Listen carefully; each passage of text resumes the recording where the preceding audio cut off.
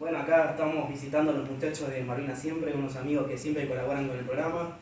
Me llevo a la mejor picha malvinera, estamos, bueno, mejor dicho, están cumpliendo unos 10 años y podemos encontrarlos en el barrio de Floresta, en la calle Joaquín B. González 974 y también por las redes sociales, en Instagram como malvinas.siempre y en Facebook como Malvinas Siempre. Así que como siempre te digo, gracias. Gracias, Lupita. Mati.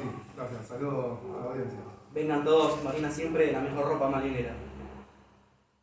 Bueno, queridos amigos, el nuevo programa de Malvinas y sus protagonistas. En esta ocasión tengo el placer de entrevistar al brigadier retirado, veterano de guerra de Malvinas, José Luis Pontecorvo. ¿Cómo estás, José? Buen día, Matías, ¿todo bien? Un placer estar con vos y con tu audiencia. Por favor, el placer es mío y va a ser un grato momento poder charlar con vos y conocer un poquito de tus experiencias en Malvinas, que ya prácticamente van a ser casi 42 años ya. 32 años, sí. Y como siempre me gusta empezar, bien desde el principio te hago la siguiente pregunta. ¿Dónde naciste y tu vocación de ser aviador militar, cómo te nació? Bueno, yo nací en Berazategui, Ujú. en el sur, en el conurbano. Mi papá trabajaba en Rigoló, una cristalería ahí de Berazategui. Y realmente es un poco cómico, ¿no? Mi vocación por la aviación, porque un día nos hicimos la rata en el colegio y nos fuimos a ver Aeropuerto 75, que era la película del momento. Y era un avión, un jumbo, que, que en ascenso choca con una avioneta, el copiloto sale por el agujero que se produce en el fuselaje, Sí. el capitán queda malherido y entonces Charlie Heston, que era el actor del momento, entra con una soga, llevado con un helicóptero, bien de ciencia ficción, y salva a la tripulación. Cuando yo vi eso dije, quiero ser piloto. Lo que nunca me imaginé dónde iba a terminar. Claro. Porque bueno, averiguando y averiguando, lo más factible era la escuela de aviación. En ese momento la actividad privada era muy cara. Yo tenía un tío viviendo en Córdoba, cosa que eso me facilitaba poder ir a la escuela de aviación. Y bueno, dije, entro a la escuela de aviación, hago unos años y después me voy a la actividad privada. Cosa que a la larga al final pude hacer, porque terminé volando unos años en la aviación general, en aviones ejecutivos, después de que me retiré de brigadier. Sí. Eh, pero cuando entré en la escuela de aviación, que yo en realidad había ido, esto es muy cómico, ¿no? Porque, claro, en diciembre yo había tenido el egreso, el viaje a Bariloche, imagínate, 19 años. Después en enero tuvimos, con mi papá nos fuimos, viste cómo es en esa época se iba todo el mes de vacaciones uno. Mi tío tenía una casa en San Clemente y íbamos todo el mes. Y yo, o sea, había ocurrido en diciembre el levantamiento de Morón, Capellini. Entonces, medio que yo ya había desistido de ir a rendir a Córdoba. Pero he aquí que finalizando justo 2 o 3 días para terminar las vacaciones, mi tío me manda un telegrama que me tenía que presentar en Córdoba el 2 de febrero. Yo no había ni estudiado, pero ni estudiado. Lo que pasa es que iba a una escuela técnica en Berazategui que era excelente, que era el Instituto Politécnico Industrial de Berazategui, que en esa época lo mantenían 19 empresas. Realmente una escuela excelente, inclusive por el sistema que tenía de disciplina, no había amonestaciones, era una escuela realmente técnica muy buena. Porque yo cuando llegué a Córdoba, yo escuchaba que decían, no, yo me preparé en la Marques, que eran institutos ya propios para los que querían rendir en institutos militares. Dije, oh, no me va a ir bien. De hecho, cuando me llegó el telegrama, dije, me voy unos días de vacaciones a Córdoba con mi tío, estoy un par de días en la escuela y me voy. Pues ya no. He aquí que cuando estamos en el segundo día de instrucción, o el tercero, pasa unas cuadrillas de A4, de A4B.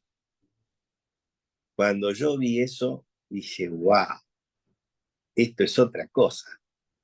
Y tenía un jefe de pelotón que realmente era un tipo de esos que te convencían, te llegaban, viste, al corazón y te hablaban. Y dije, bueno, vamos a estar un tiempito más acá porque nosotros tuvimos prácticamente más de 15 días rindiendo exámenes.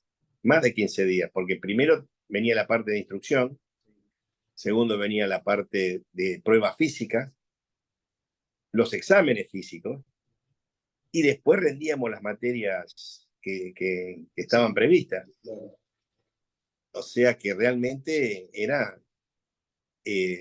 así que como las materias eran al final, mientras yo tenía tiempo libre repasaba un poco lo que no había estudiado, en definitiva, algunas cosas que eran más humanísticas, y fue muy cómico porque el primer día de instrucción, yo me acuerdo que yo no tenía, imagínate, yo no tenía ni idea, no tenía ningún familiar militar, era una alpargata total, total.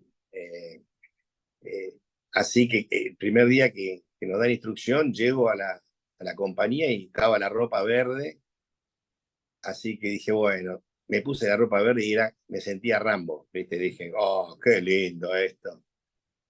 Stallone al lado mío, nene de pecho. Entonces me acuerdo que nos hacen formar, en, digamos, en la plataforma, 35 grados de calor, Córdoba, febrero, y marchamos a un lugar muy pintoresco, eh, que era todo de tierra y rosetas. La roseta, no sé si la conoces, es una espinita, es un pinche muy chiquito, y muy popular en Córdoba, y el terreno estaba lleno de rosetas. Entonces me acuerdo, que el primer teniente que estaba a cargo de, de la instrucción le dice al suicida cadete, que era el encargado de todo el pelotón nuestro, éramos candidatos, ni siquiera éramos cadetes. Cuando vos, digamos, vas a rendir a la escuela, sos candidato, hasta que ingresás y sos cadete. Entonces dice, léale a los candidatos el papelito. Entonces decía, sueldo de un primer teniente de la Fuerza Aérea. Nunca más me voy a olvidar. 1.500 pesos, año 76. Dice, gracias, le dice el primer teniente. Si ustedes creen que acá vinieron a hacer plata, están equivocados. Allá arrastrarse. Y comenzamos a arrastrarnos, se empezó a levantar la tierra, empezamos a agarrarnos con las rosetas, que aparte de la roseta, si te pegan un dedo, cuando la querés sacar se te pega en el otro, te pincha el otro, y así sucesivamente. Me acuerdo que a los 20 minutos de arrastrarnos nos hace parar firme y dice, ¿qué candidato se quiere ir de baja? Hay nomás 20, creo que pidieron la baja. En 20 minutos se les terminó la carrera.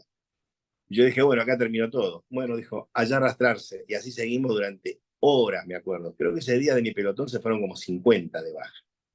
Mi uniforme verde, que era hermoso, que lo había sacado de la cama, que estaba planchadito, ya era una bolsa de tierra y barro. Y así empezó la vida militar, porque muchos se creen que cuando te ven en un avión de combate, con el traje anti-G, eso es Top Gun, pero no te muestra lo que el piloto combate, o el piloto en general de la Fuerza Aérea, eh, y sobre todo en esa época, eh, cómo te templaban para lo que iba a venir, porque lo que pasó en Malvinas, en definitiva, Matías, es el producto de toda una instrucción, no solamente técnica, sino humana, humana, porque no solamente se puso de manifiesto lo técnico, que era muy pobre respecto a lo que tenían los ingleses en cuanto a tecnología, pero sí lo humano fue lo que llevó al piloto más allá del avión, a hacer cosas que realmente dejaron impresionado al enemigo y al mundo, en definitiva. Te recuerdo que finalizada la guerra, Pierre Klosterman, que fue un as de la Segunda Guerra Mundial, vino a Argentina a conocer a los pilotos, porque él, que conocía de tecnología, que conocía de la diferencia tan grande que había entre los dos países, él quería conocer a los pilotos y hablar con ellos. y mostrarles su admiración. Y mirá de quién te estoy hablando, ¿no? Unas de la Segunda Guerra Mundial. Pero el factor humano fue muy importante. Para mí, lo vital, lo vital. Así que bueno, así empezó mi vocación en la Fuerza Aérea. Iba a ir por 2 o 3 días y estuve 40 años. Pequeño cambio. ¿Y qué promoción sos de la escuela de aviación? Yo soy de la promoción 45, donde mi promoción es Gerardo Isaac, Guillermo de Lepiane. Gerardo Isaac fue quien atacó el Invencible. El Guille también tiene sus anécdotas que a veces la gente desconoce y que es interesante a veces, porque muestran un poco lo que yo te acababa de decir recién, el factor humano, el factor humano, que es vital, para mí es vital. ¿Y en qué año egresan ustedes? Nosotros egresamos en el 79. Nosotros egresamos en el 79 y hicimos. Con nosotros un año antes había empezado un cambio, porque hasta el momento, cuando yo ingresé en la escuela de aviación, el CAM no se hacía de cadete, se hacía del primer año de alférez. O sea, vos egresabas como oficial y como alférez en primer año hacías el CAM. Se empezó a cambiar tratando de que el CAM se hiciese en el último año de cadete. Entonces nosotros nos agarró justo el cambio, hicimos ponerle 6, 7 meses de cadete y terminamos haciendo 3 o 4 meses de alférez. Ya la otra promoción que me siguió hizo todo el año cadete. O sea, el cuarto año de cadete hizo el CAM. O sea, ya se recibían como oficiales y aviadores, Claro, los pilotos. claro.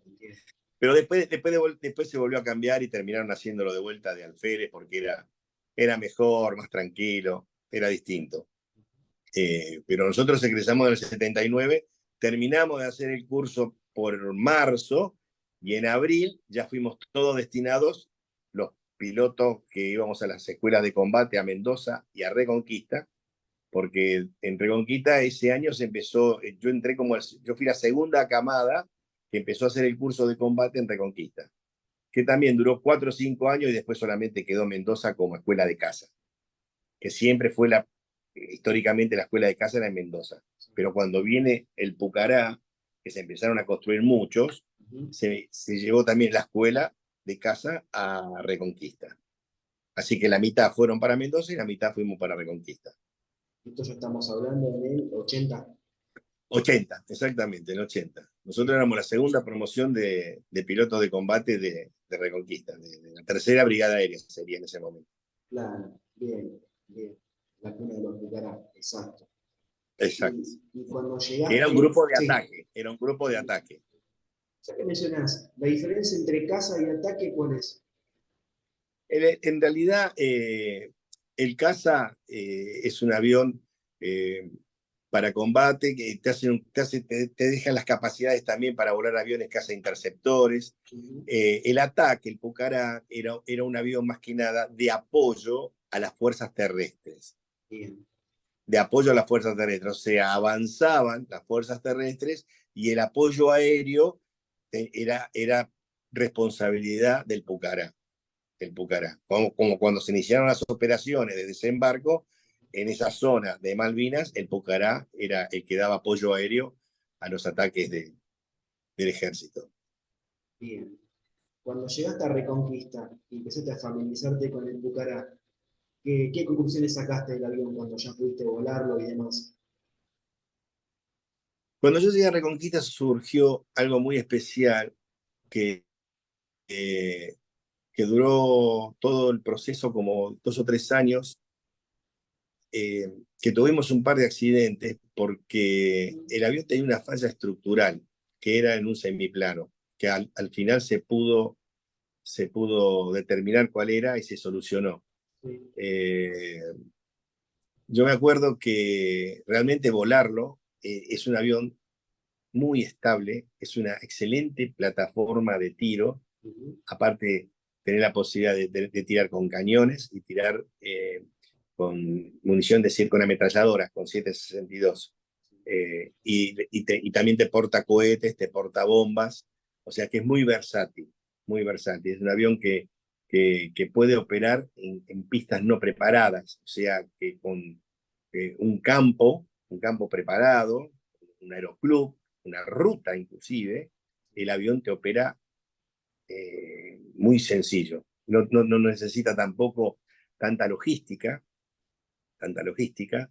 Entonces te da, como decimos nosotros, a veces las características de los aviones, una de las características es la versatilidad, la flexibilidad que tiene el Pucará para operar en determinadas condiciones. Pero sobre todo es un avión muy estable que como plataforma de tiro era realmente excelente. Y sobre todo vuelo bajo para, para atacar helicópteros, porque esa es la posibilidad que tenía el Pucará. Nosotros practicábamos mucho el combate con aviones de distintas performances. Entre ellos entraban también el helicóptero. O sea, cómo uno podía combatir con un avión de mayor performance, como era el Mirage, y también con menor performance, como era un helicóptero. Entonces te requería eh, performance distinta en el avión y maniobras distintas. Entonces nosotros en ese aspecto estábamos muy preparados porque hacíamos simposios, Sí. nos juntábamos en una unidad, A4, Mirage, helicópteros, Pucará, hacíamos todo un plan de vuelo, todo un sistema después de briefing y debriefing, porque eso era lo más importante en un tema de vuelo. Uno comenzaba con el briefing, que era el briefing, que era sentarnos los que íbamos a volar en una mesa y diagramar cómo iba a ser todo el patrón de vuelo. Si era una navegación táctica, si era un combate aire-aire, si era un tiro aire-aire.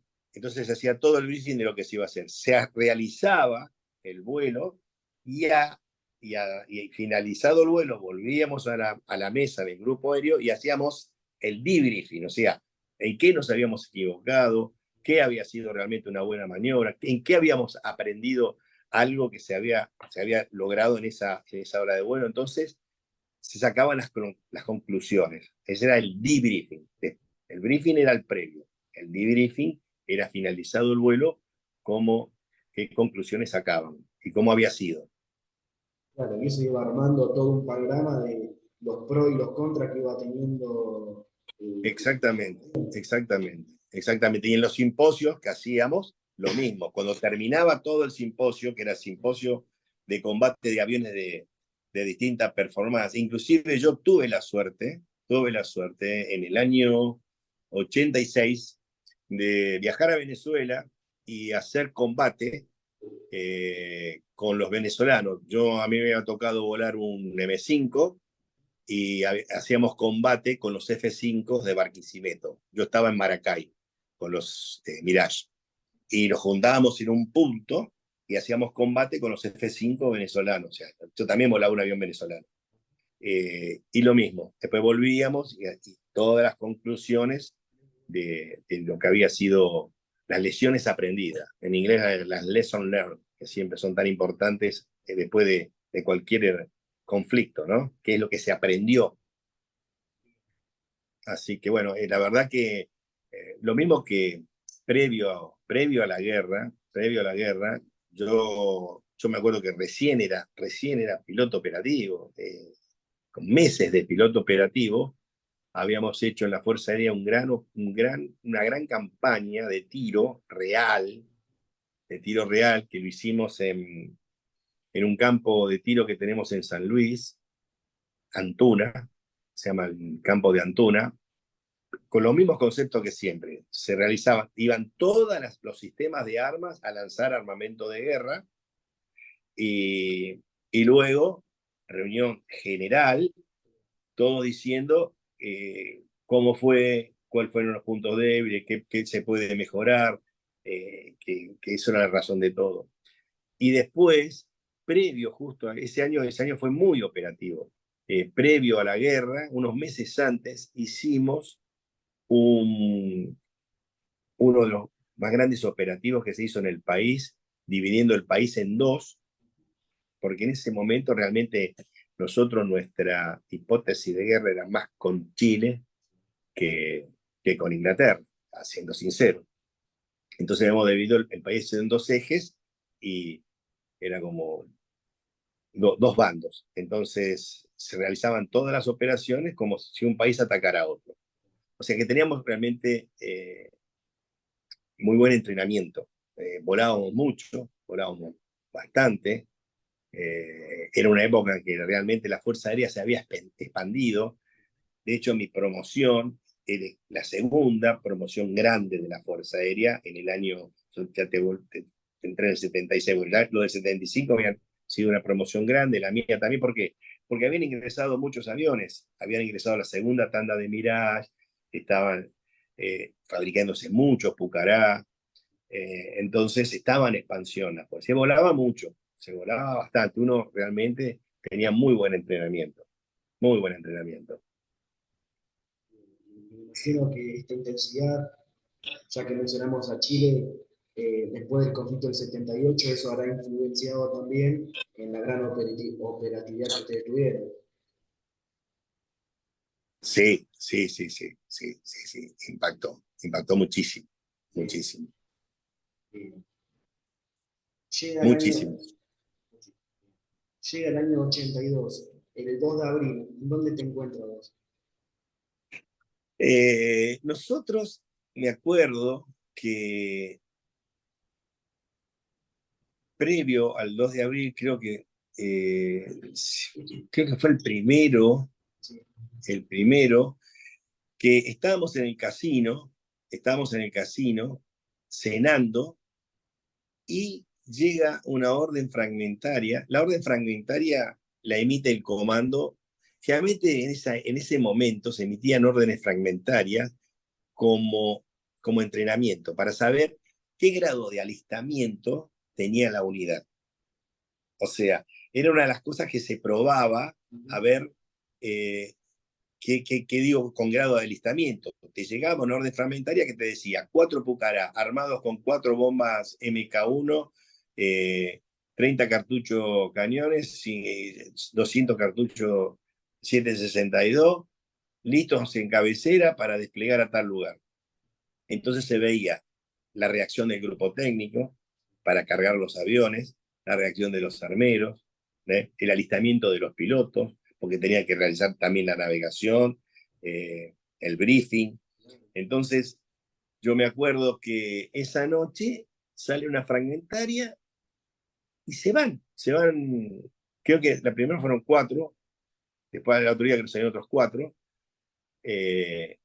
para el sur. Y te puedo asegurar que no teníamos ni idea. Nosotros nos despertamos igual que los argentinos. Había como una cosa bélica en el aire que refería a Malvinas, pero realmente se mantuvo en un secreto que fue realmente interesante, porque es muy difícil guardar un secreto así, sobre todo por el propio personal.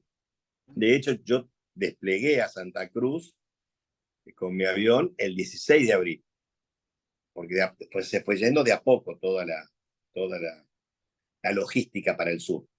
Prácticamente cada sistema de armas ocupaba una base, A4 en San Julián, Canberra en Trelew, nosotros en Santa Cruz, A4 estaba en Gallego, M5 en Comodoro estaba M3 y Dagger estaba en Grande.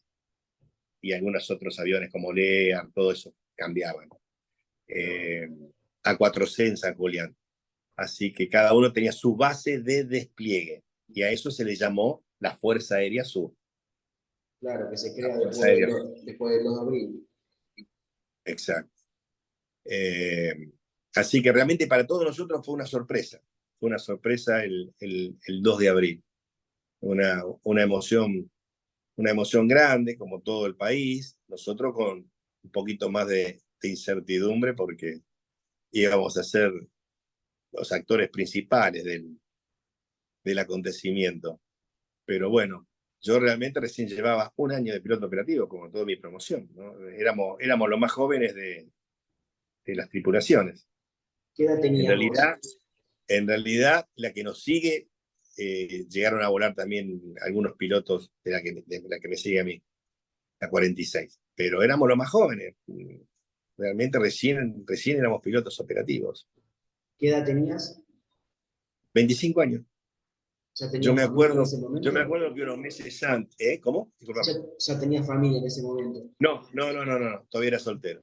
Todavía era soltero. Pero ya estaba casi por noviar.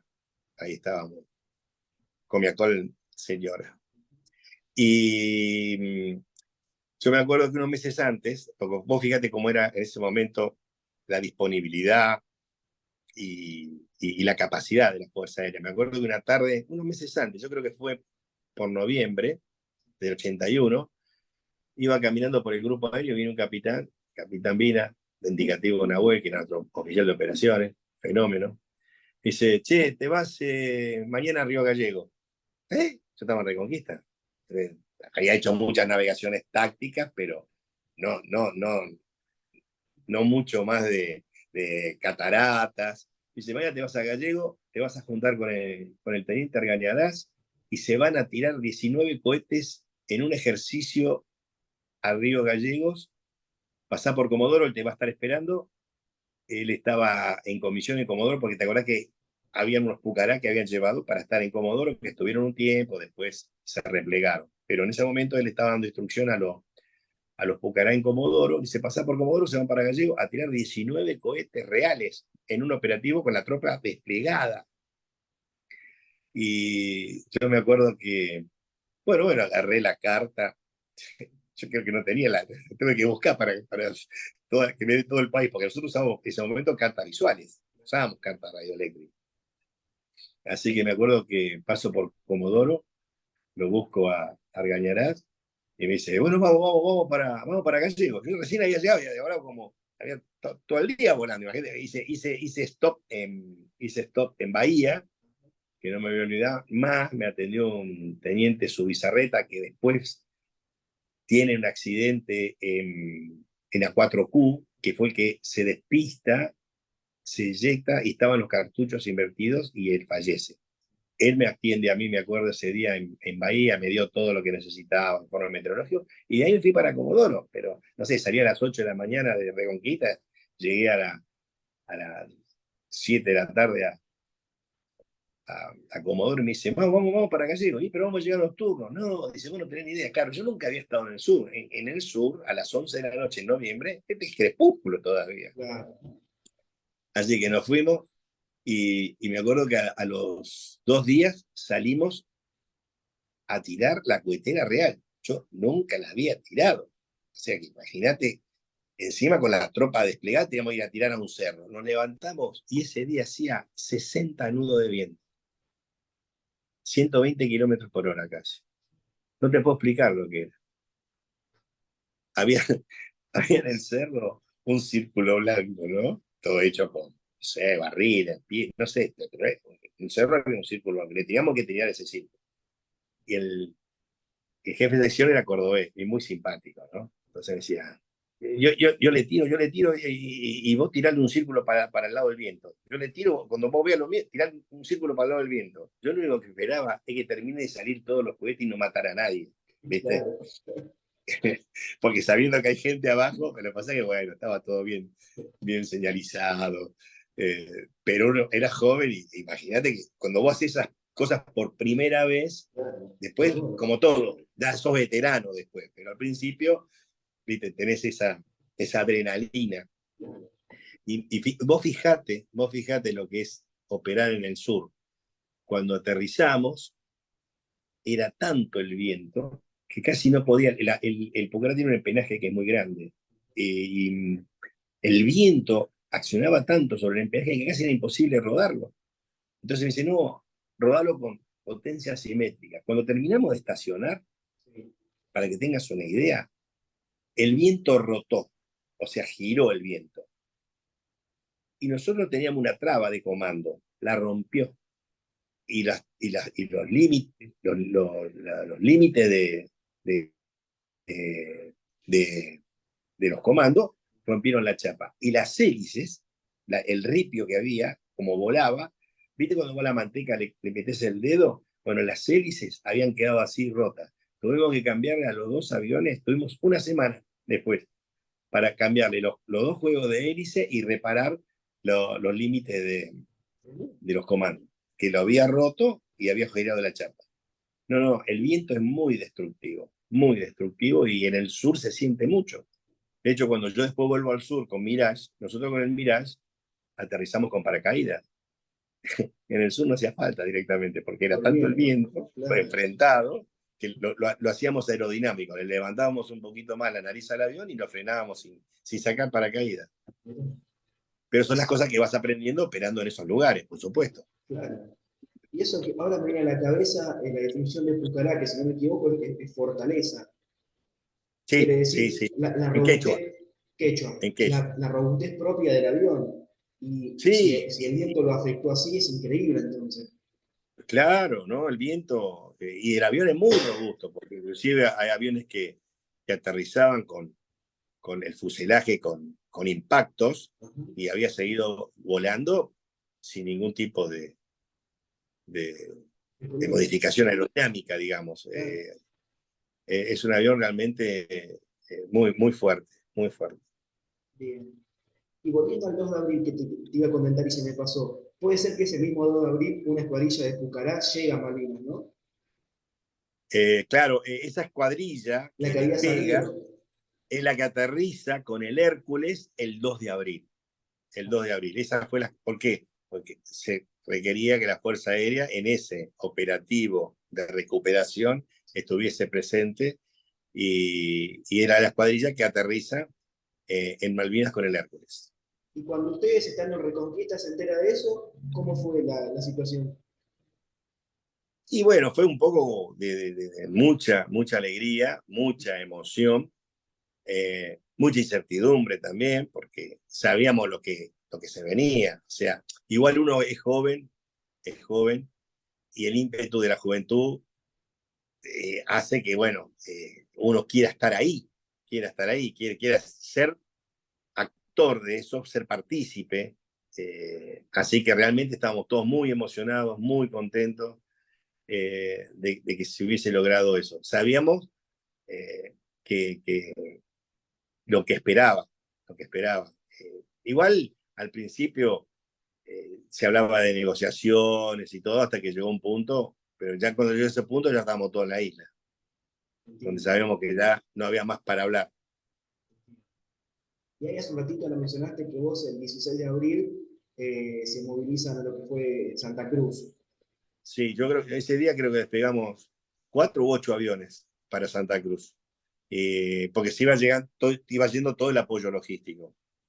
Porque había que conformar una base de despliegue allá, y había que tener un escalón logístico, había que tener un escalón técnico, y había que tener el escalón aéreo, porque llegados a la base de despliegues todavía se seguía entrenando ya particularmente nosotros al ataque a tropa, pero por ejemplo a 4 y Mirage ataque a embarcaciones, que era algo nuevo, Claro. algo nuevo. Y para que tengas una idea, venían a veces pilotos navales y lo que te decían era que de 8 aviones en ataque a una fragata podía salir uno. O sea, esa era el input y con lo que uno tenía que trabajar, ¿no? Y ya sabía que iba a ser, claro, por la diferencia tecnológica. Lo que pasa que después, bueno, la técnica de la Fuerza Aérea fue volar al ras del agua y sorprendió muchísimo a la OTAN los resultados de que no podían parar a los aviones. No podían parar a los aviones. ¿Y el Pucará en algún momento se pensó en un ataque naval o siempre se aplicó o nunca No, se porque pensó? Pucará no tenía chance. Imagínate un avión a 480 nudos, casi ahí en el bueno, no podía mucho más porque iban cargados con bombas, Uh-huh. pero 420, 430 y eran blancos de los misiles. Imagínate un avión a 240 nudos, 220 nudos, no tiene chance. No, el Pucará Nunca se era pensó para eso. no. Eh, No, y se pensó era una para locura. hacer una misión suicida, digamos, Claro. kamikaze, Claro. kamikaze. Por eso que el ataque fue siempre a tropa desplegada. Bien. Cuando nosotros escuchamos la relación entre Malvinas y Pucará, se menciona el escuadrón aeromóvil. ¿A qué se refieren cuando dicen escuadrón? Claro, sí, sí. El escuadrón aeromóvil era un concepto que tenía la Fuerza Aérea en ese momento de un despliegue hacia a un lugar donde no está preparado y colocarle, como te decía recién, lo mismo que en la base de despliegue, lo mismo que en la base de despliegue, en otro lugar, que en ese momento fue Malvinas. El escuadrón aeromóvil Pucará se fue con un escalón aéreo, con pilotos, y con un escalón técnico.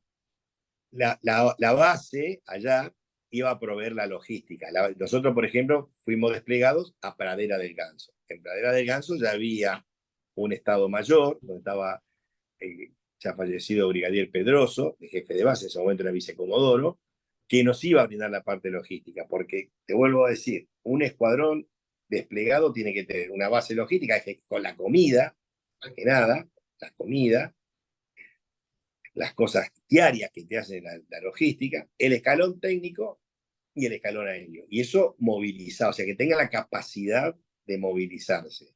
Por eso era aeromóvil. Por eso el escuadrón aeromóvil, durante los tiempos de paz, desplegaban a esas bases. A Gallego, a San Julián, y hacíamos ejercicio. Pero como concepto de escuadrón aeromóvil. Hay un jefe de escuadrón, que generalmente era un jefe de escuadrones del grupo aéreo, y se convertían en jefe de escuadrón aeromóvil y se llevaba la parte aérea y la parte técnica. Y alguien ya nos daba la parte logística. En ese momento, cuando desplegamos a una base, teníamos la logística de la base. Entonces nosotros llevábamos nada más que grupo técnico y grupo aéreo. Ese era el concepto, de movilizar rápidamente. Y lo mismo fue en Malvinas. Bueno, yo llegué a Malvinas, me acuerdo que nos pidieron voluntarios en Santa Cruz, cruzamos con Fasani, Sassoni y Morales en un F-28 que llevaba, me acuerdo, 25 motos que eran para los estafetas de las líneas de ejército. Y de ahí me acuerdo que hicimos noche, al otro día fue que atacaron Puerto Argentino, nosotros estábamos durmiendo en ese hangar, zafamos porque nos fuimos la noche anterior, en un Chinook que llevaba también eslingado no sé cuántos kilos de comida y todo que llevaba para Pradera del Ganso. Y Pradera del Ganso, ahí nos esperaba, digamos, nosotros parábamos, digamos, estábamos en lo que era el Hotel de los Solteros de Darwin, que fue confiscado, y ahí estábamos todas las tripulaciones y los mecánicos. Y los mecánicos. Esa era la parte logística. Nos hacíamos de comer nosotros una vez al día, cordero, que gentilmente donaban los Kelper, o no tan gentilmente. Y te digo que después tuve 20 años sin comer cordero, porque olía el olor a cordero y ya me daba. Claro. Me acuerdo que el día que llego a Pradera del Ganso, nosotros en Reconquista había una confitería que era muy famosa, se llama La Princesita. Y el dueño era un tipo genial, genial, que tenía mucho cariño con la Fuerza Aérea, y había mandado todo un pallet o sea, no sé, ponerle 2000 cajas de pan dulce. Cuando yo llego, estaba una habitación llena de pan dulce. Y yo digo, ¿qué se va a comer todo este pan dulce? Cuando me fui, quedaban 2 cajas. Cuando me fui, a mí me replegaron para buscar más aviones. Cuando me fui, quedaban 2 cajas de pan dulce. No, muy cómico, todo, ¿no? Esas cosas cómicas de la guerra. Sí, a veces son anécdotas que uno no se puede imaginar que haya habido pan dulce en la guerra y cuando nos enteramos, sí, es gracioso porque no te lo imaginás. No, no, no. Mismo en ese ambiente que es tenso, que Claro. es de mucha adrenalina, vos tenés todo. Tenés por ahí el que está medio deprimido, el que está, ¿viste? Y el que tiene otra actitud. Yo me acuerdo que teníamos un suboficial, el Pato Casarongue, que el tipo tenía una actitud todo el día haciendo chistes, todo el día alegrándonos, ¿viste? Levantando el ánimo. Realmente uno pasa por muchos momentos. El 1 de mayo, cuando nos atacan, que estábamos en la pista, casi todos los pilotos, todos los mecánicos, y entra una escuadrilla de Harrier. Ese día mueren 7 armeros nuestros y un piloto, Daniel Juquí. Es de un bajón muy grande, pero a la vez, me acuerdo cuando se eyectan 2 pilotos nuestros el 21 de mayo, y el helicóptero los recupera en el terreno enemigo, o sea, recupera a los 2 eyectados detrás de las líneas.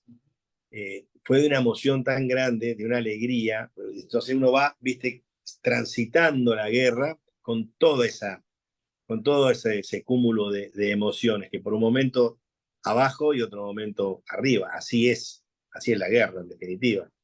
Claro. Y por lo que nos comentaste hace un ratito, vos llegaste a Malvinas entonces a fines de marzo, ¿no? Sí, no, sí, el último día. Ah, Por eso el tren, el, el 30 dormí en el hangar en de... el hangar del aeropuerto, y vamos nos trasladan a Pradera del Ganso, y al otro día comienza el ataque a Puerto Argentino y a Pradera del Ganso. Bien. Y a Pradera del Ganso.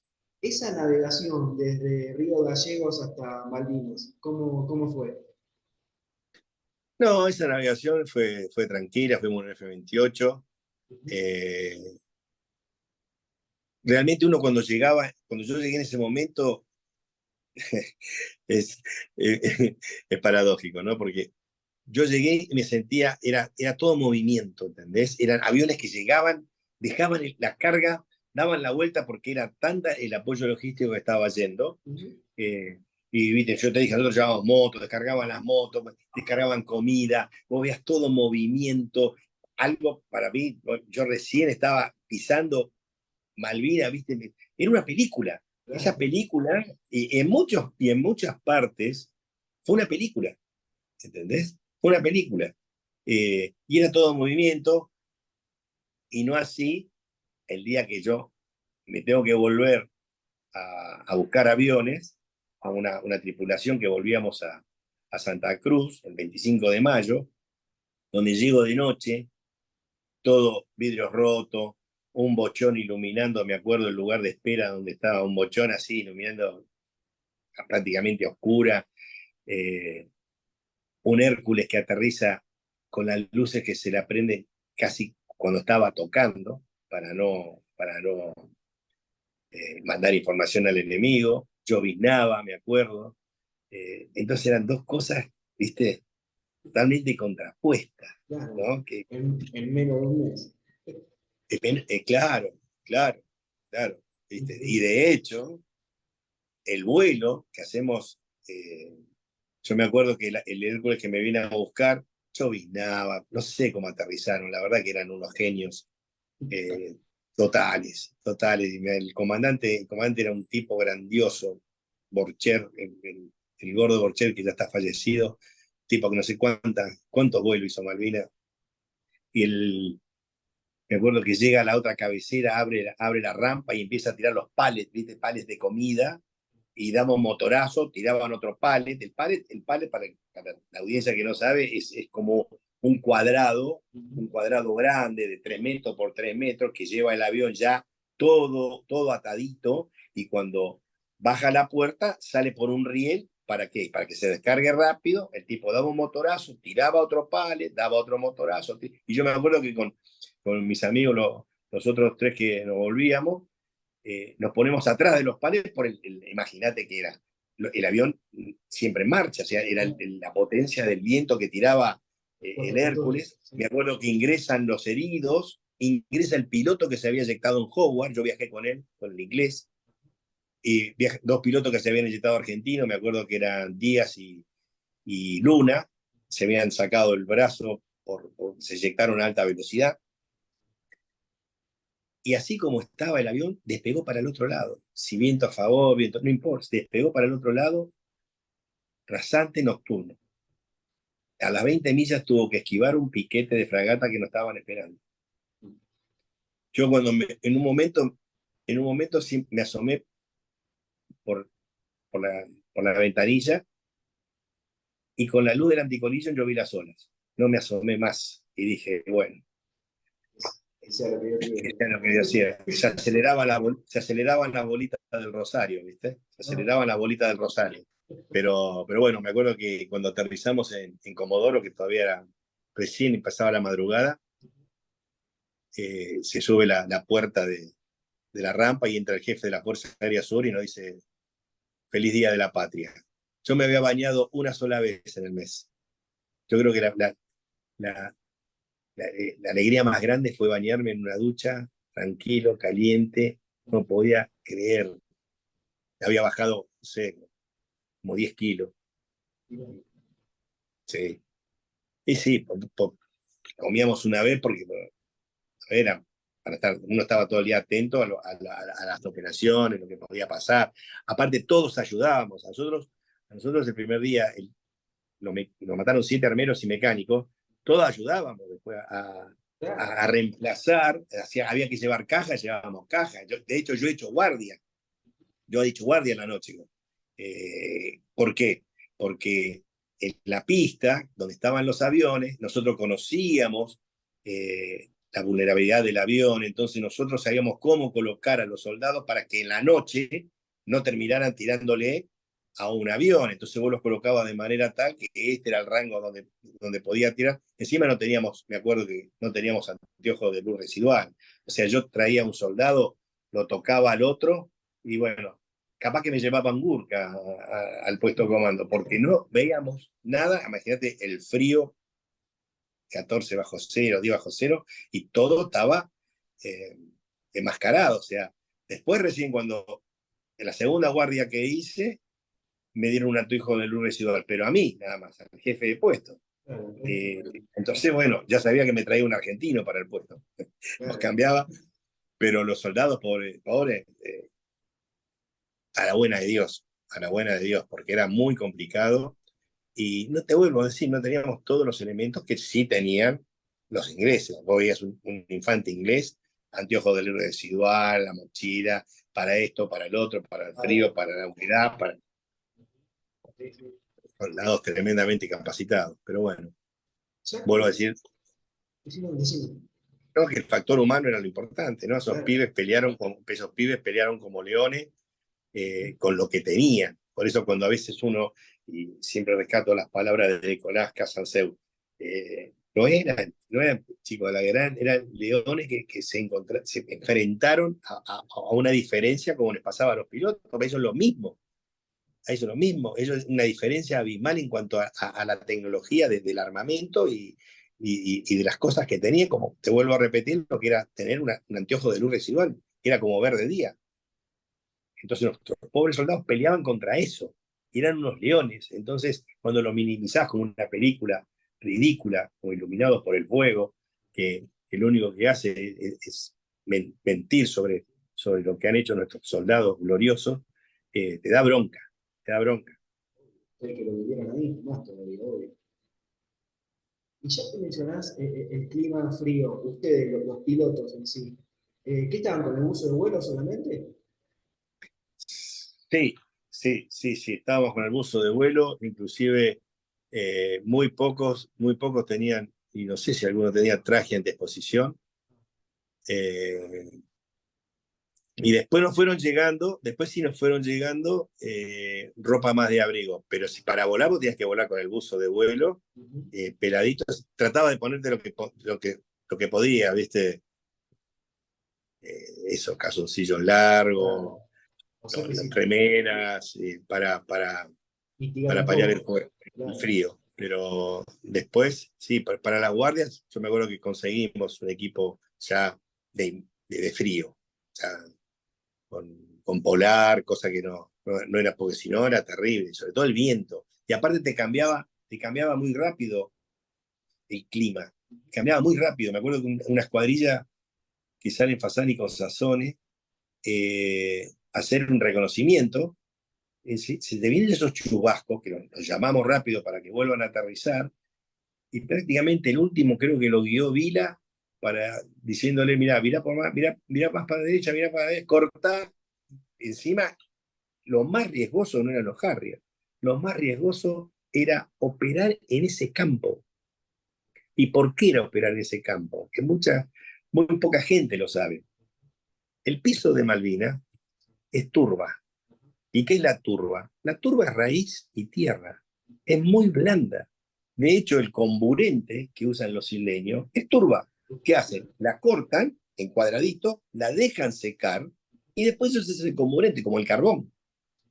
Nosotros tuvimos 3 accidentes de metida de rueda de nariz en el despegue. De hecho, el 1 de mayo, cuando empiezan a replegar los aviones, que iban muchos para Isla Borbón, que después nosotros tuvimos un golpe comando y nos destruyen 5 Pucarás en Borbón con un golpe de comandos.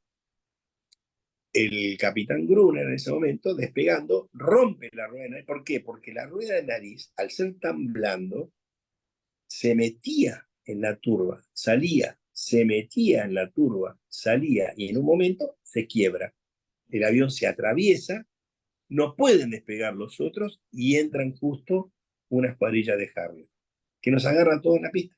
No hubo más muertos porque la Virgen de Loreto extendió su manto, porque si no, realmente pudo haber sido más trágico ese día.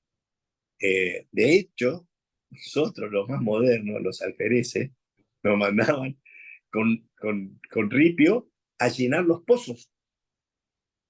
Me acuerdo que íbamos como una media, o sea, esos de hierro, como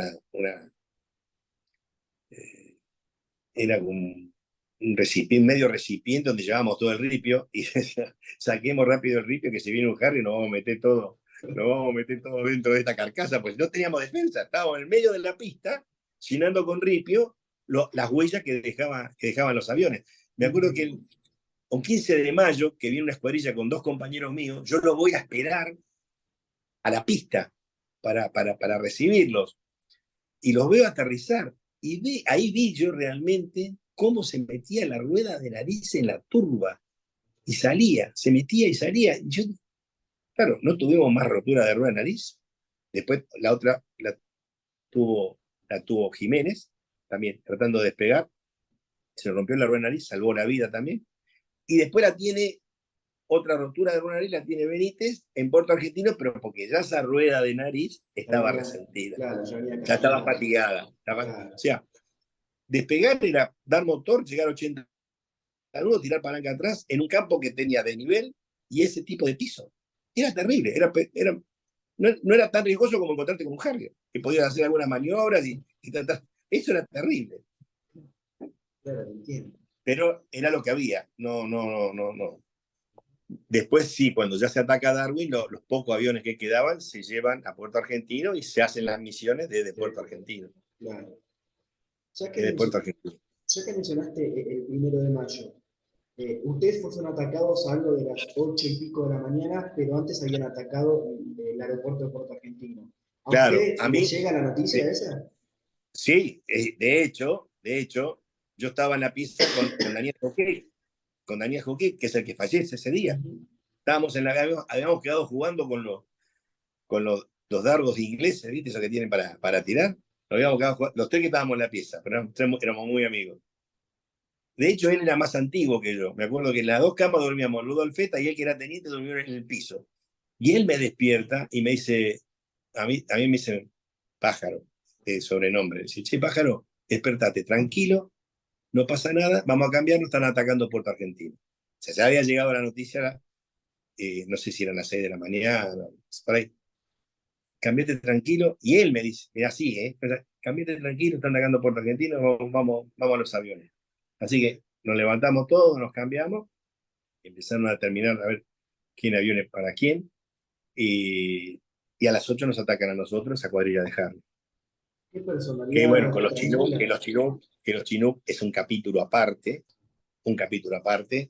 ellos llevaron rápidamente los heridos a Puerto Argentino, sin importar que estábamos bajo ataque, El día que a mí me repliegan a Puerto Argentino para tomar el Hércules, yo me fui en el Chinook. 2 veces nos tuvimos que tirar planchados en el piso porque teníamos una pack de Harrier que venía arriba. Y yo me acuerdo que el Chinook venía con una ametralladora 1270 en la cola, con la puerta abierta, con la rampa abierta, con la 1270, eso para tirar a alguien de tierra, para arriba no podíamos, o sea que cuando nos nombraban que la PAC estaba arriba, el Chinook se planchaba, salíamos todos corriendo a cubierta completa, pasaba la PAC, otra vez al Chinook, y redondeando todo, cuando estábamos aterrizando de noche en el hipódromo de Puerto Argentino, se le planta un motor al Chinook. El piloto era el jefe de escuadrón, un maestro, Ortiz de Rosa, que agarró y lo puso, pero nosotros nos dimos cuenta porque empezó a hacer un ruido extraño y lo puso y lo pudo aterrizar nocturno en el hipódromo, me acuerdo, de Puerto Argentino. Y después él terminó cruzando con los 2 Chinook. Uno tenía ya todas las luces prendidas de falla, ya no sabía qué luz. Bueno, los dos Chinook los logró recuperar cruzando de nuevo al continente. Es una, aparte para los helicópteristas, como lo del 212, como que te conté que tuvieron que pasar las líneas enemigas para recuperar a los 2 pilotos eyectados. O sea, el escuadrón helicóptero que estaba en otra casa al lado nuestro, para sacarse el sombrero, porque toda la Fuerza Aérea, Matías, toda la Fuerza Aérea empleó todo lo que tenía, todo. Sus aviones de transporte, volando de noche para llevar la logística, los aviones del continente atacando las bases, los helicópteros recuperando y llevando logística, recuperando a los pilotos eyectados y llevando logística a las unidades, ya todos los radaristas que salvaron tantas vidas salvaron los radaristas, evitando el contacto con los Harrier, guiando las escuadrillas a los blancos. O sea, prácticamente no ha quedado nada que uno diga, no guardamos esto, no se guardó nada la Fuerza Aérea. Claro. Fuerza Aérea envió todo lo que tenía. Sí, eso lo- Todo lo que tenía. Y de hecho nuestras bajas son 35 oficiales, 15 oficiales y 5 soldados. O sea, el cuadro que fue a la guerra, grosso, fueron los oficiales y los oficiales. Bien. Y ahí me llamó la atención una situación que contaste del 1 de mayo, que Jukic te despierta tan tranquilamente y lamentablemente después él es el que fallece. Cuando están atendiendo los aviones que llegan los 3 y Harrier, me imagino que fue todo rápido, usted los agarra todo de imprevisto. Cuando nos atacan, Sí. sí, totalmente imprevisto. La artillería antiaérea no pudo. No, porque eso es lo que pasa en la guerra. Ujú. Por eso uno después es veterano. ¿Pero por qué es veterano? Que ya vivió, ya le pasó, ya tuvo los errores, y nos sorprendió, realmente. No alcanzó la artillería realmente la alerta. Nosotros no podíamos volar de noche ahí, entonces teníamos que esperar la luz del día para replegar a Isla Borbón, que era uno de los puntos de repliegue, y entraron realmente con todo a disposición, Y te digo, realmente no hubo más bajas porque la Virgen de Loreto no dio una más. Es más, cuando terminan de atacarnos a nosotros, se posiciona una fragata. Yo me acuerdo que el Ricky Gruner tenía unos binoculares. Se posiciona una fragata para bombardearnos. Y vemos un avión, y la fragata se repliega. Y al rato vemos un humo que sale. Entonces fue un helicóptero a verificar lo que había pasado. Y hasta ahora, todas las conclusiones fue que Ardiles, que salió solo, porque el jefe de sección tuvo un problema técnico, que salió solo. Vos escuchá lo que te digo. La mínima unidad que tiene la Fuerza Aérea es la sección. ¿Por qué la sección? Porque vos van volando 2, hacemos un cruce, yo veo que vos no tengas nadie atrás, vos ves que yo no tenga nadie atrás y nos cuidamos. Él salió solo y aparentemente atacó a la fragata y lo derribó un Harrier. Porque se buscaron un pedazo de chapa del avión estaba escrita en israelí, en hebreo. Así que ahí vino toda la conclusión de que Ardile, de hecho, nos salvó, porque la fragata se había ya colocado para bombardearnos. No tenía Ese mismo 1 de mayo. Por eso ese día fue realmente muy, muy triste, muy perder a nuestros amigos, porque la Fuerza Aérea es chica, Matías. La Fuerza Aérea es chica. Todos nos conocíamos. Todos, la mayoría nos conocíamos. O sea, mis compañeros estaban en otros sistemas de armas. Y hay historias que la gente no conoce, que es maravillosa, pero maravillosa en cuanto a su sentido humano. Yo me acuerdo que en Reconquista teníamos eran más antiguos que yo, era la promoción que anterior a la mía, que terminan de hacer el CEPAD, y a los 4 compañeros los mandan a Mendoza a volar a 4C. Los 4 eran morochos. Los 4 eran morochos. Eran el negro López, el negro Cuello, el negro Lucero y el negro Faría. No terminan de bajar el guaraní en Mendoza, que los apodan los plateros. Típico de las jodas nuestras. Bajaron los 4 negros, les dijeron, estos son los plateros. Y le quedó los plateros. Los 4 despliegan a San Julián. No me acuerdo el orden bien. Sale Lucero, no vuelve. Sale Faría, no vuelve. Sale López, no vuelve. Y quedaba Cuello. No lo hicieron volar por una semana, porque si no se iba a matar en el despegue, pobre Cristiano, viendo a sus amigos. Claro, ¿entendés? ¿Entendés? Gracias a Dios, Lucero se eyectó y lo recuperaron y lo operaron los ingleses, y después él pudo volver al continente. Farías y López no. Pero esas historias de amigos que vos perdés, es grosa. Te entiendo, claro. Y después Y miras qué buena gente eran todos, qué buena gente. Farías, otra historia, porque la guerra se nutre de historias. La guerra se nutre de historias. Farías sale con casco. Sale en un día, no se podía volar de la mala meteorología. Casco quería encontrar el blanco. Y vuelan rasante, pero rasante, que no veían, y les ordenan volver. Nosotros teníamos un avión que era retransmisor en vuelo. Y les ordena volver por la meteorología que... No, sigo, dijo Castro. Terminaron en un accidente contra un peñón. Iban volando tan bajo que se estrellaron contra un peñón. Casco, después de los años, es recuperado y es enterrado en Malvinas, y los ingleses hacen ir de Londres a Malvinas una formación para rendirle honores. A Casco le decíamos el macho Casco, para que en un ámbito militar a un tipo le digan el macho, imagínate lo que era. Era Ragger, tipo que mandaba atención en el comedor y no volaba una mosca. Eran tipos así, ¿entendés? De eso se nutrió la guerra, de esa gente. De Lepiane, compañero mío, sale de una misión con Cervera,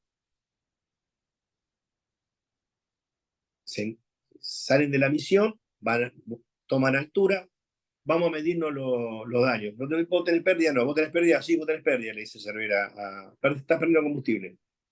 ¿Qué hago? Estaban sobre la isla todavía. Decidí vos si querés eyectarte o seguir. Y Lepiane dijo, sigo. Cuando estaba en la mitad del camino, vio Lepiane que no llegaba por la pérdida de combustible que tenía. El comandante del Hércules, Li-30, dice, no te hagas problema. Va e ingresa en las zonas prohibidas el Hércules a buscarlo. De Lepiane prácticamente no tenía marcación de combustible y lo ve al Hércules. Le dice, ponga viraje por derecha. Para que tenga una idea, de Lepiane es el brevet de oro de mi promoción.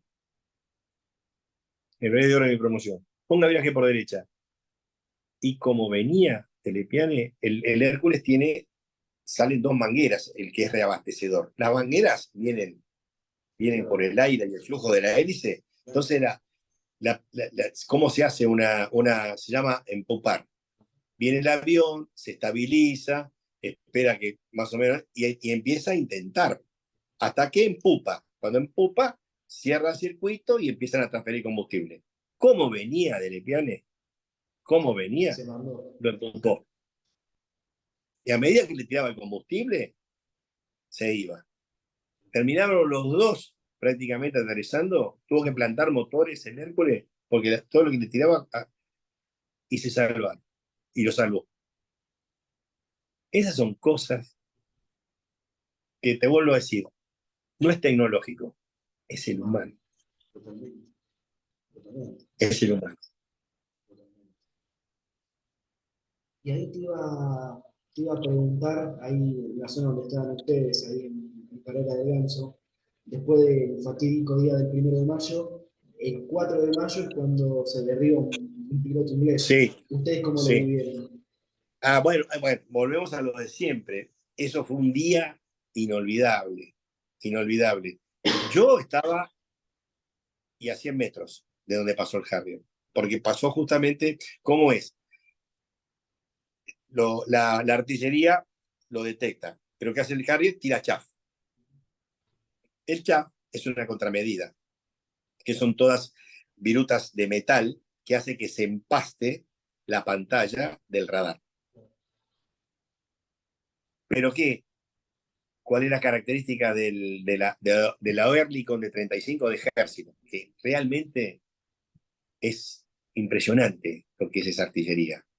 Tiene un visor óptico, que es un soldado que tiene un visor que cuando aparece el Harrier en el canal, él lo visualiza y le pasa la información al centro de radar. Yo te puedo asegurar que lo frenó en el aire. Le tiró creo que 113, le pegó 100, porque lo frenó en el aire. De hecho, el avión impacta cerca del puesto comando y por impacto se eyecta el piloto, que fallece, Taylor, que lo enterramos con honores, como corresponde, en Darwin, y después su cuerpo fue trasladado a Inglaterra.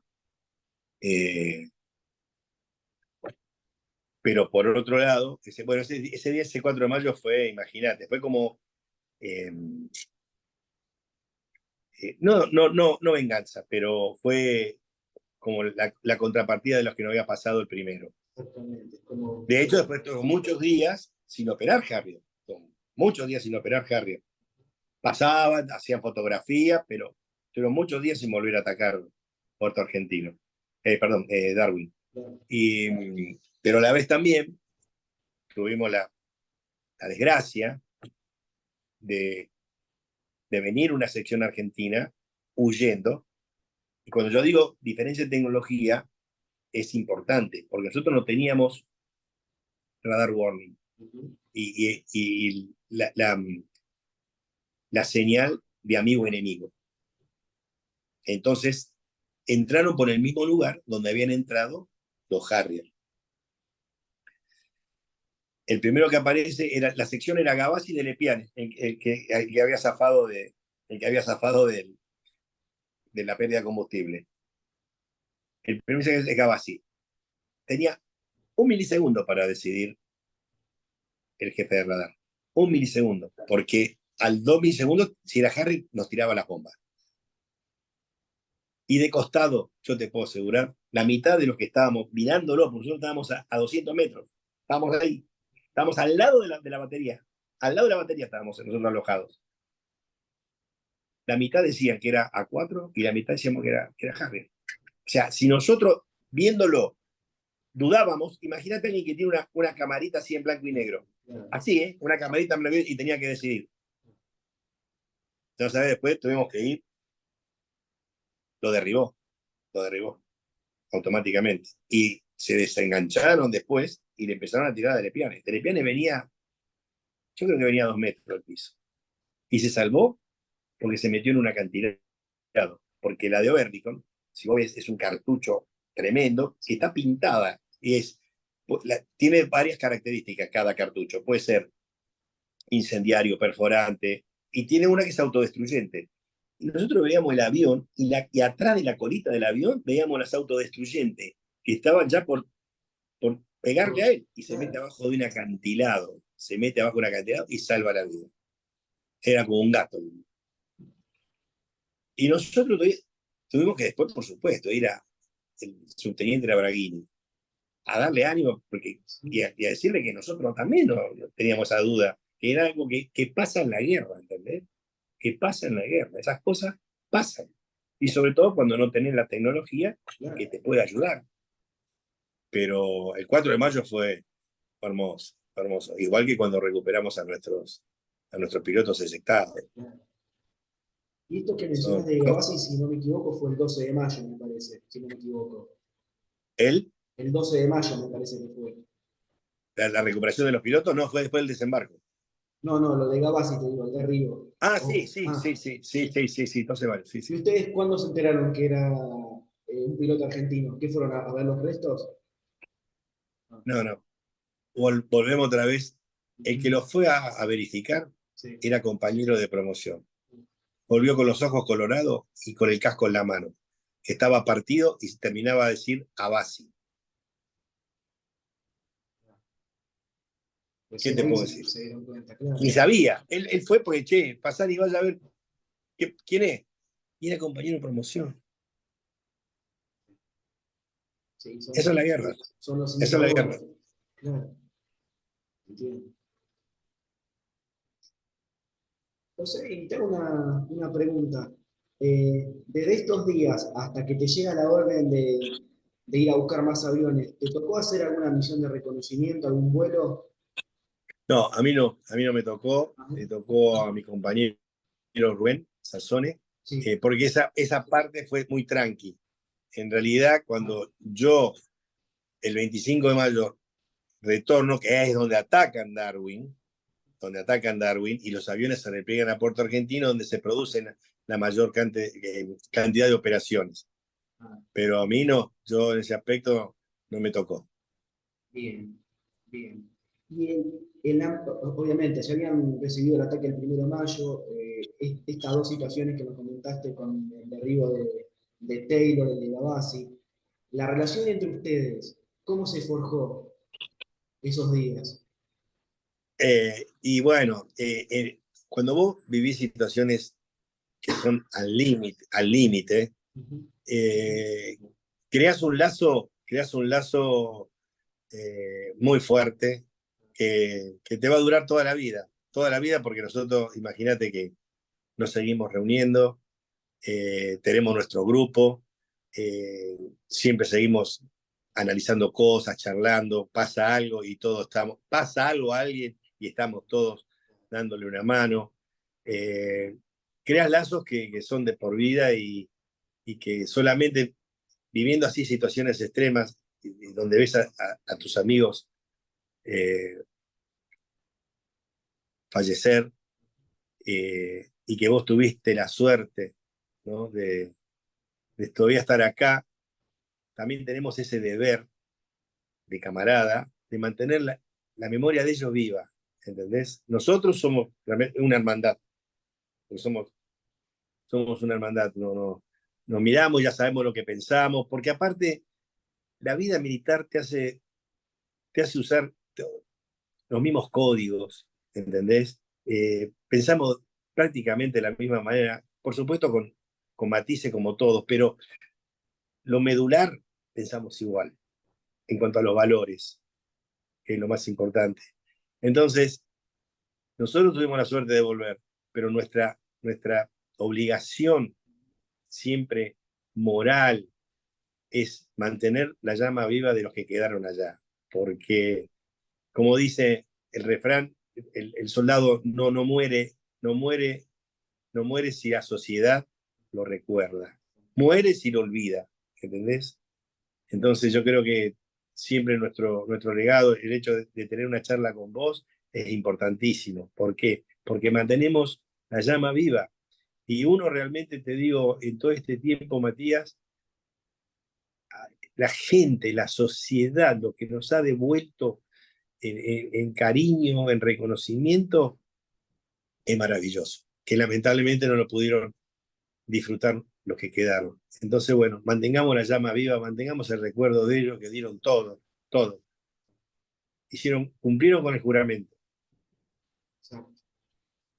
Y ya cerrando la charla, me gustaría preguntarte, vos recibiste la orden de ir al continente para traer más aviones. ¿Tuviste la posibilidad de regresar a Malvinas? No, porque ya prácticamente cuando estábamos por cruzar, inclusive se había pensado en hacer una misión Ah, mira. desde el continente, que no se puede realizar porque finalizan las operaciones. Lo que pasa es que cuando yo estaba yendo para el continente ya venía una escuadrilla. eh, Ah, ya se produjo un recambio. entonces no era ya eh, tanta prioridad cruzar. Estábamos a la espera. Y como se fueron desarrollando las operaciones, no pudimos terminar de cruzar. O sea que el 14 de junio te encuentras en Santa Cruz. A mí me encuentran en el puesto de comando. Yo estaba en el puesto de comando de turno Sí. cuando me llega el mensaje de la rendición. En lo personal, ¿te lo veías venir? ¿Cómo? En lo personal, ¿te lo veías venir la situación de la rendición? Sí, ¿Sí? sí. Sí, como venían avanzando.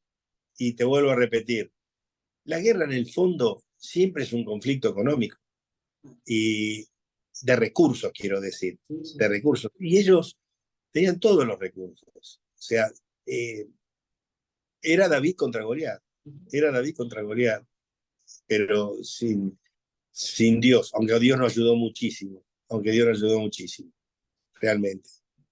Porque yo creo que otra de las cosas muy importantes fue la fe de los pilotos, en la mayoría, que era lo que uno generalmente toma y como último recurso cuando te enfrentas con la muerte. Pero el último que se aferra, claro, te entiendo. ¿Y vos llegaste a Malvinas siendo alférez y te retiraste como brigadier? En toda tu carrera operativa, ¿pudiste aplicar las enseñanzas que te dejó Malvinas? Sí. Sí, de hecho, todo esto que yo te hablo de simposios, de combate con aviones de distinta performance, del Pucará contra el helicóptero, era todo esto que nos había pasado en Malvinas. Eh, eh, el hecho, por ejemplo, de los helicópteros de no andar en grupo, siempre los helicópteros deberían andar solos, porque si no sos un blanco mucho más fácil. Bueno, pila, y sobre todo el combate con los Harrier. El combate con los Harrier, que era un avión que tenía otra aerodinámica. Entonces, todo eso se fue canalizando en estos tipos de simposios y se fue escribiendo nueva doctrina, porque eso es lo importante de estos conflictos, modernizar la doctrina y una vez que vos tenés una nueva doctrina, las ejecuciones son de acuerdo a esa doctrina. ¿Entendés? Nosotros no teníamos doctrina de ataque a buques.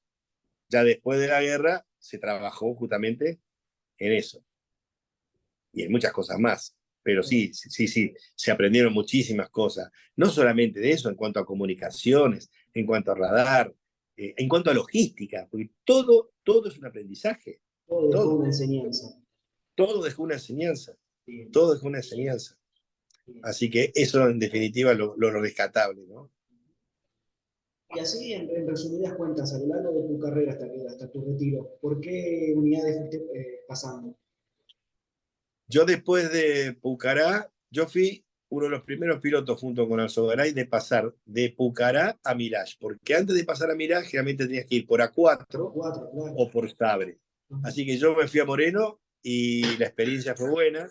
De hecho, yo estuve 8 años volando Mirage, M3. M3, M3 casi interceptor, sí, un avión también maravilloso. Uno tiene el orgullo de haber volado el Pucará, avión argentino, que realmente eh, era una satisfacción hacer todo lo que uno podía hacer con ese avión. Pero también el Mirage es otro avión que ya está desprogramado, pero que todavía hoy lo miro y siento esa adrenalina. Imagínate que era supersónico. Yo venía de volar a 240 nudos a un avión que volaba a 1,6, 1,8 de macho, o sea, 1.600, 1.800 kilómetros. Abismal. Imagínate la diferencia. Yo pensé que el otro día ya me volvía a Reconquista, ¿viste? Pero no. Anduve bien y pude volar 8 años el avión. Y después de ahí, empezaron las reducciones, ¿viste? La falta de presupuesto, entonces empezaron con los núcleos básicos. Yo me vengo al Cóndor y empiezo a volar F-28. Así que después pasé por muchos cargos, porque cuando vos ya volás un avión de transporte, vos tenés tu cargo y volás adscripto. Ya no sos piloto que está en la unidad, sino que vas, te llaman para volar, y volé prácticamente 10 años, /15, volé F-28 con algunas interferencias, porque por ejemplo yo en el 98 fui observador militar en Naciones Unidas, en Israel. O sea, conozco bastante bien el conflicto palestino-israelí. Yo viví en el 98, me tocaba controlar las alturas del Golán. Después volví y volví a volar en presidencia. Yo volé en presidencia 2 veces. Una volé con el presidente Menem y otra la volé con el presidente Kirchner. Y también fui agregado de la Fuerza Aérea Argentina ante la República Federativa de Brasil. 2 años, 2007 y 2008. Y me retiré siendo el director de líneas aéreas del Estado, del ADE, famosa ADE. Claro. ¿En qué año? La línea de fomento. ¿En qué año te retiraste? En el 2012. En 2012. En 2012. Sí, una carrera, la verdad que maravillosa. Sí, sí, toda una vida. Toda una vida y fui jefe de grupo aéreo en Reconquista, en mi unidad, donde yo comencé de alférez. Un orgullo hermoso, hermoso. Ser jefe de grupo con una banda de pilotos que eran bárbaros, porque les queda el espíritu y uno lo ve en ellos y se refleja en ellos. Esa adrenalina de joven, de audacia, que yo lo veía a ellos, yo volaba con ellos y disfrutaba muchísimo, muchísimo. Y después fui jefe de brigada en Comodoro Rivadavia.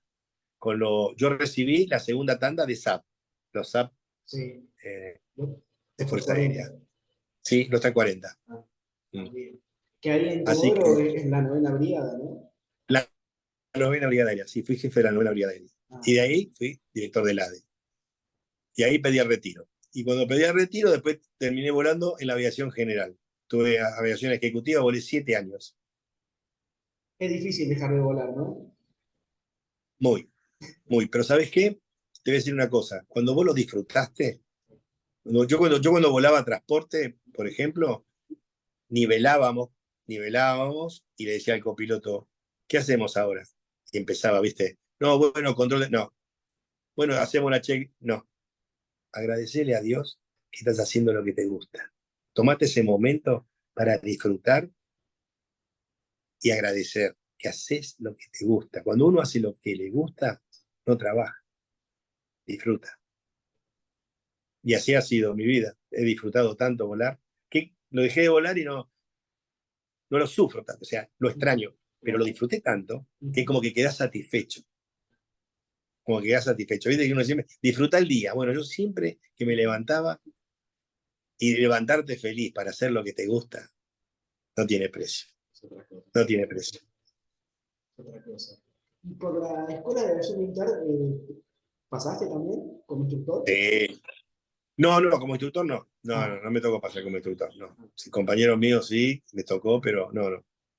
No, siempre estuve en unidad operativa. Perfecto. La verdad, José, nos contaste toda prácticamente tu vida militar. Te agradezco mucho por este tiempo, la buena predisposición desde el momento en que te propuse la charla, así que realmente agradecido. El agradecido soy yo, Matías, y te vuelvo a decir, lo importante de esto es mantener la llama viva y el recuerdo de los que no volvieron, que lo dejaron todo, por nuestra soberanía. Muchas gracias. Yo siempre digo que ellos son el mojón de soberanía más importante que todavía seguimos teniendo en las islas. Allá están, presentes. Exacto. Te mando un fuerte abrazo y quedamos en contacto. Igualmente, Matías. Hasta pronto. Muchas gracias.